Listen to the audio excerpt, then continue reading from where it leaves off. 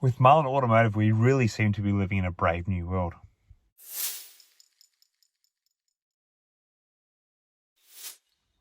Hi again, everyone. I hope you're all doing really well.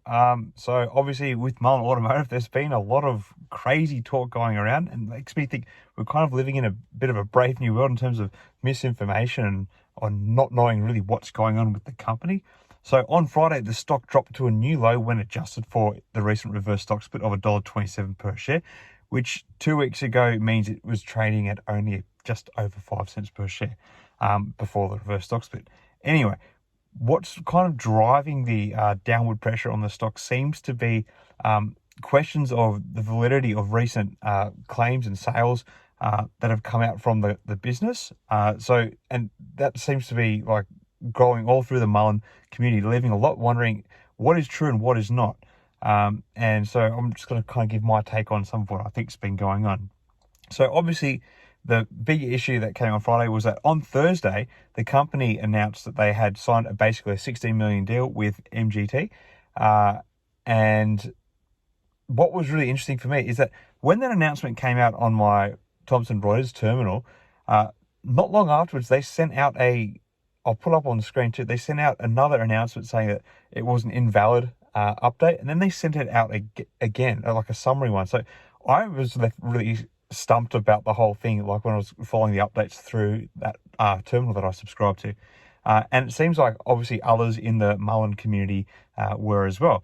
So what some Redditors have pointed out, this is where the information has really been sifted through, was that the MGT business was incorporated back in October 2021, and its website was not registered until October 2022. And through MULN, it was claimed that MGT brought in over $70 million in revenue in its first full year. That's a big claim. Like, not many companies in their first year will bring in $70 million in revenue. And there's not really much to support it. Other research on Reddit sort of noted that MULN announced the delivery of 4 Class 1 EV vans to MGT in March 2022, but the MGT website was not available at that time. And if you look via Google, you can see that the website was not created until about April, I think it was April 19. And it was recently edited to show a catalogue of products. So it's kind of like they're updating the website just to like kind of validate the story that they're pushing out. So overall, these points have raised concerns about the validity of the MGT deal and the potential for MULN investors to be getting basically duped. While it is possible that MGT is a successful business, the lack of clear evidence to support MULN's claims and the suspicious timing of events have led a number of investors to actually start questioning what is actually going on behind the scenes. And if you want to look even further at this, if you go on MULN's actual website, they haven't actually announced this sale deal in their investor section.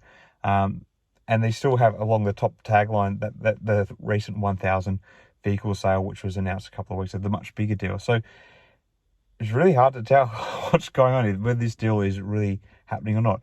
Obviously, the other bit of speculation that many in the MULN community are having at the moment is basically around the Saudi Arabian $10 billion deal. So in the last few days, Lawrence Hardge, who has been the good news catalyst machine of MULN and their shareholders lately, took down his Facebook, and he kind of hinted that he might do that a little while ago. Now, the problem with this is he is the one who's kind of hinted that there is a potential $10 billion deal, which is agreed upon with Saudi Arabia, or with people in Saudi Arabia, businesses in Saudi Arabia. He's not gone. There's questions around this MGT deal. It makes you sort of think, is there this $10 billion deal just like a bit of smoke and mirrors, or is there actually something on the table? Like, the Roosters have like fled the pen. I don't know. I just made up a saying that. I don't know what that means. But it's kind of, it's weird. Like, if this MGT deal isn't real, is the Saudi Arabian deal, actually happening? And I think these two catalysts, or these like sort of issues of debate, have really kind of divided the MULN community, and which has helped push the stock down further. Obviously, there has also been an increase in the short interest too, which is going to have a negative effect on the stock. So there's a lot of sort of negative news out there, and I guess like as MULN investors, we have to kind of decide what's true and what's not, and it's kind of hard at the moment. I'd love to hear what you guys think. What do you think, Israel? Do you think the MGT deal is legitimate? Do you think the Saudi Arabia deal is ever going to eventuate? Please share it in the comments. However, I'm not here all doom and gloom. There is some good news. One thing I've been following quite closely, and this is one thing that we do know is true, is that Mullen is now 7 days above the $1 stock price point, which means it is 70% of the way there to regaining full compliance with the NASDAQ listing requirements of staying above $1. So if the stock can stay above the $1 mark through to Wednesday, I think this will remove a lot of sort of negative pressure that has been on the stock.